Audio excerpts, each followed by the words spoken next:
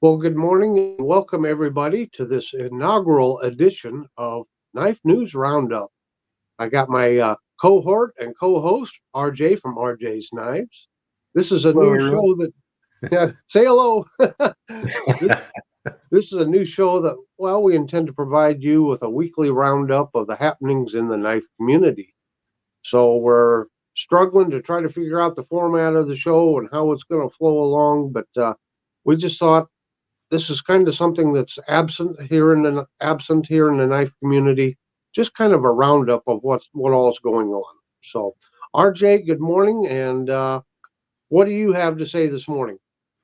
Good morning and welcome, everybody. I hope you guys enjoy seeing us in this format and, yeah, kind of the knife news and just going on in the knife YouTube community. Yep. We're a little rusty, and like I said, we're not quite sure of our format here, but we're going to try to break it down into several categories and just keep the show moving along here. So, Um, RJ, do you have any general news, any updates, sales, product Yeah, highlights? yeah. For general knife news, this has been out for about a week or so. Civivi Knives has started selling their knives through Walmart. And so I went to my local Walmart. They did not have any Civivi knives on the shelf. However, I went to walmart.com and they got about 80 different knives that are for sale on there. So if you're interested in Civivi knives or having a modern EDC knife, that would be a good place to look. That might be more convenient for you than some other knife shops. And my experience with Civivi knives has been nothing but excellent. You can go through my channel and just search for my reviews on them, and they've been really good, solid knives. So you could do a lot worse if you want a modern knife. That's for sure. Sure. Also, I wanted to mention Rosecraft Blades. The reviews are out for several of these models, but they've dropped four knives in rapid succession here. The Tanasi Lake Teardrop Jack came out. That looks really interesting. It's a really beautiful blue color. They've also come out with a couple of two-bladed knives. They have the Mosquito Lake Moose, which looks very interesting, the Sequatchie River Muskrat, and the Otter Creek Barlow. Uh, all of those knives are interesting to me. I have not had a chance to get any of them, but as you can tell uh, on YouTube, there are several channels that are having those available for reviews. Another knife I saw this week, which wasn't really on my radar at all, is from NAFS, and they have a model called the Sendy. And what's interesting about it is it's an EDC knife. It's a modern liner lock, but it has scale tools similar to a Swiss Army knife. You get a pair of tweezers, which are really good tweezers. They look like they'd be perfect for picking out splinters and stuff like that. They're pretty solid. And then a toothpick. So is it going to be like a Swiss Army killer? Doubt it. But it's definitely one of those kind of, if you like having knives with scale tools, if you find a use for those things, if you want substantial tweezers that are better than the Swiss Army tweezers, you might want to give that one a look. And I think Civivi is also they're manufacturing that. For sales, I was looking around. Frank's Classic Knives, they are having their summer sale, so you might want to check them out. They're a little pricey, but that's a great place to find if you want mint classic knives, U.S. made. I don't think they have anything that's not U.S. made on their website.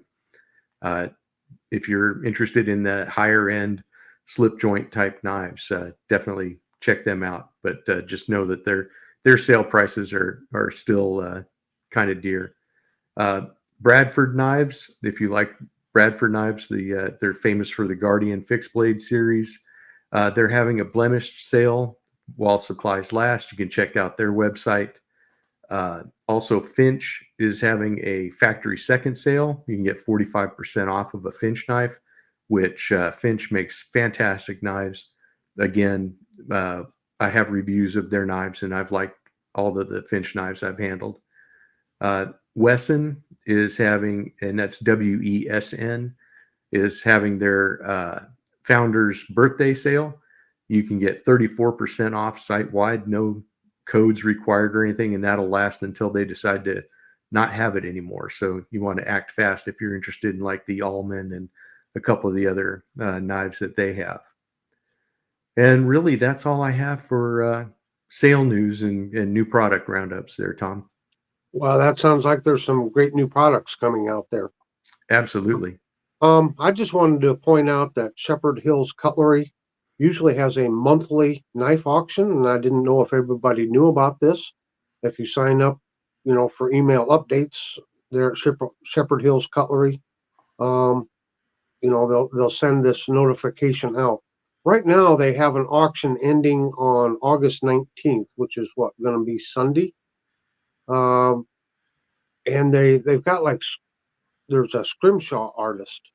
And so they've got all of these knives done with her scrimshaw on it.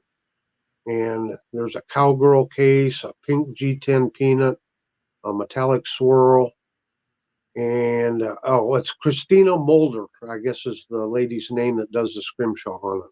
So if you want to go to Shepherd Hills Cutlery website, check out their auction. And then usually once a month they have an auction where they've bought somebody's personal collection or something. So you can find some very, I don't know if you want to say rare, but out of production knives. They do get to be pretty pricey on that auction because they're sought after by many collectors. But Right. if there's something you're looking to fill in your case collection with, why you might want to check out that auction also. You just never know. Also, Buck did come out with their August Buck of the Month, and it is the Buck 113. And it's the blade is a S35 VN stainless steel with a satin finish, and of course the drop point blade on the 113. The handle is scalloped rich light with a satin finish, nickel silver bolster, and a lanyard hole. And the price is coming in at $159.99. So those Buck of the Months, which is a bargain, really. It really is. It really is. And those Buck of the Months, they usually sell out pretty quickly. And you know what? As a Buck collector, I don't think I've ever bought a Buck of the Month. So yeah, they're limited to 500 pieces, so act fast. Right. They're usually out of my price range, but yeah. Another product that I happened to notice was Worksharp came out with a new sharpener, and it's the folding field sharpener. So if you're familiar with the angled field sharpener, I have one right here. This is just the regular field sharpener, and this thing works great. But they come out with a folding one, and it's kind of like EDC friendly. It actually has a pocket clip on it, so it folds shut. It comes in at $29.95. Let me see. It has a 400 grit diamond plate with a 20-degree sharpening guide, a fine grit ceramic plate with 25-degree honing guides, pocket clip, and a user's guide. So if you like Worksharp, I've got a couple of their products. They seem to work very well, so you might want to check those out. And I guess that's just about all I have for news and updates. So, RJ, what's your most interesting video that you watched this week? Well, I was cruising through YouTube, and I kind of I'm kind of going into a Stockman state of mind again. It happens about this time every year. Yeah. But anyways, I went to a YouTube channel. It's called The Workbench, and they had a video about the Stockman traditional pocket knife, an American favorite. And they kind of go through the history of them, and they show several of them. And Stockmans are a great choice for a knife, anyways. But I just found that to be pretty interesting. Another one was Baxter's Blades, and he had one called "How Do I Store My Knives," that's a perennial struggle for knife collectors. And so he talked about his storage method, and he showed his, and tells you where you can get the different little clear boxes and stuff on Amazon and everything. So I think he actually listed the name and the seller in his comment section. But the struggle is real. If you're a knife collector, if you got more than 10 floating around in your house, and I would imagine most of you guys do, then you're going to be wanting to find a place to store your knives.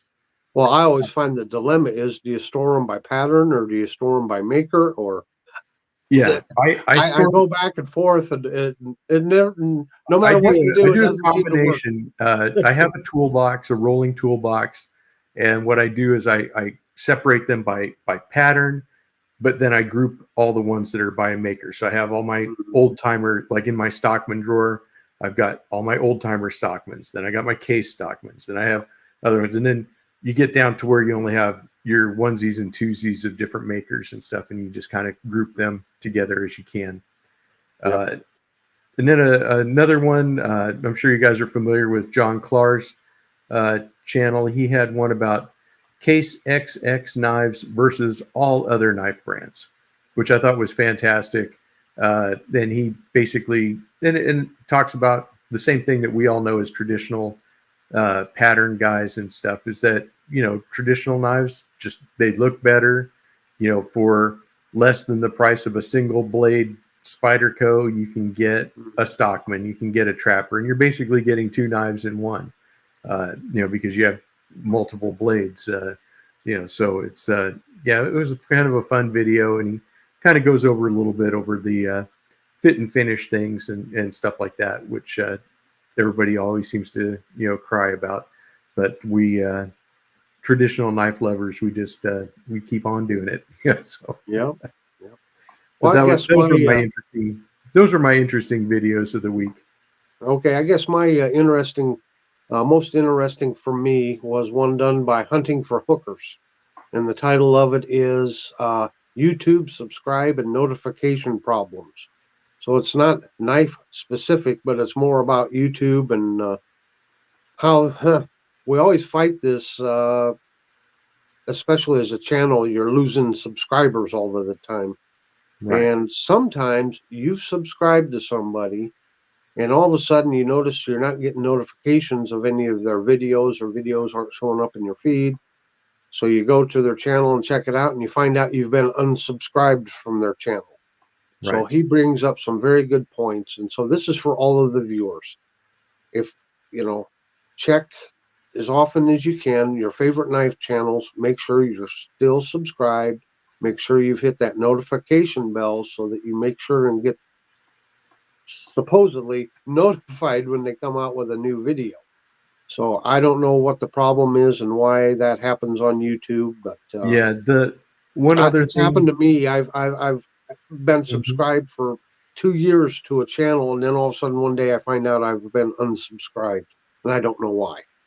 Yeah, one of the things that you can do to help that is watch a video from that channel if you can, and if you leave a comment or a thumbs up, the fact that you're interacting with the channel will keep your subscription active, rather than having it fall off. If you just subscribe and then go away and you don't watch a video, you don't do a thumbs up, you don't do a comment, YouTube will maybe count it as a ghost subscriber, and they won't keep you subscribed.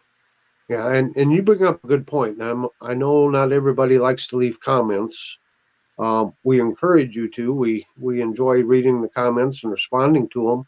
But just simply hitting that like button, I mean, doesn't cost you a penny. Just hit that like button, and like RJ says, it should help that channel. Any interaction on that channel helps that channel grow and should help you to maintain your subscription. So yep, for sure. All right. Have you seen any new channels out there that's kind of piqued your interest, RJ? Yeah, I just wanted to mention a couple of them. Make Cutlery Great Again. He's got a great channel. He's growing here by leaps and bounds. I think he's around 450 subs, I think, at this point. He's been out for a little while. So I was going to definitely shout him out because I think he's doing good stuff. Also, if you're on Instagram, you might want to look. I don't know if I think it's invite only, but there is a little thread for YouTubers called the Knife Brotherhood. And if you want to, interact with other channels and stuff, you can definitely join in on that. And there's several channels that are involved in that. I know I'm there, Harold's there, Baxter's Blades is there, Make Cutlery Great Again is there, and then just a whole bunch of the new next group or generation of traditional knife guys. They're there. I'd have to actually scroll through my phone to but RH Blade and Shade and just a bunch of the guys are there. Pens and Pen Blades is there. Richter is there. Like I said, a whole rogues gallery. Yep. Well, terrific. Well, I just did a sticker swap with Mountain Ajar. Mountain Ajar sent me a great sticker. It's the sticker was designed by his daughter, so it's really cool. And he also sent me a little piece of wood, and I can't remember the name of that type of wood, but I guess you can kind of burn it like incense. It gives off a really nice smell from this certain type. I think it was a pine, a type of pine, but I'm not. Again, I can't remember. But Mountain Ajar, up and coming, just seems like a really swell guy. Yep. As a matter of fact, I'm going to use this to kind of segue into our next. One more thing about him. He just crested 100 subs. Just 100. Okay. Yeah. So he's a really fresh channel. Definitely check him out. I did a sticker swap with him too. Great guy. Yep. So I'm going to use this because he's sent a knife on the way. So we're going to segue into channel updates. So one thing I've been doing here lately, and I want to continue to do, and I don't have it on a set schedule, but I want to hold giveaways, and I'll put up a community post is what I did the last time, and say nominate a channel that's under 500 subs that you would like to see highlighted and supported, and I do a knife giveaway in support of that channel. So to win the knife, you got to go and subscribe to that channel. And Mountain Ajar, being very generous, has sent me a knife. I don't know what it is, but he said it's on its way, and he sent it for that specific purpose so that I can hold another giveaway in support of a channel. So be looking for a community post on Knife Delights where you can nominate a channel under 500 subs that we can help. I've been saying, water, fertilize, nourish, and help to grow. We want all of these channels to succeed. So. Yep, exactly. And for you, RJ? I'm going to begin the regimental giveaways for the members of my channel. So look out for a video here over the weekend. We'll be holding a giveaway. Then an update that's not for my channel, but for another channel is Tom Ritter. I don't know if you guys follow him or not. He's been around for a long time, knife tuber. He didn't post for quite a while, but he's been in the hospital. He was in the hospital for about a month. I don't know if he's out yet or not, but he's having some health issues and stuff. So if you don't know his channel, you might find it interesting. So go over there, check out a couple of his stuff, give him a sub, drop a nice comment, and even if you just want to keep him in prayer, that definitely helps. Absolutely. Prayers for Tom Ritter. Wonderful channel. He's just a wonderful man. I look forward to every Christmas. He always does a Christmas story. Yes. He's such a good narrator, and you don't even have to watch him. Just close your eyes and listen to him. He's a great storyteller, Yeah. So Tom, if you happen to catch this, we wish you well and a speedy recovery, and we will keep you in prayer. So. Absolutely. Well, RJ, let's kind of wrap things up here just a little bit. Again, I want to thank everybody for joining us. Down in the comments below, if you have any topics that you'd like to see discussed, why send RJ or myself an email. My email address is simply knifedelights@gmail.com. Let us know what you think of this new format. And I don't know if I mentioned it earlier, but one week it'll be on Knife Delights, and the next week this show will be on RJ's Knives. So we'll rotate back and forth. So you need to be subscribed to both of us and hit that notification bell on both of our channels in order to get the latest knife news roundup. So RJ, I give you the last word. Okay, well, like Tom said, this is a new format for us, a new thing. So yes, please, we are open to suggestions and comments and stuff. That would be great. Of course, my email is rjsknives@gmail.com. And if you need to find that, it's in the About section of my YouTube channel, and Tom's is in the About section of his YouTube channel. So if you forget, that's fine. But it's pretty easy to find us. We're not hiding from anybody.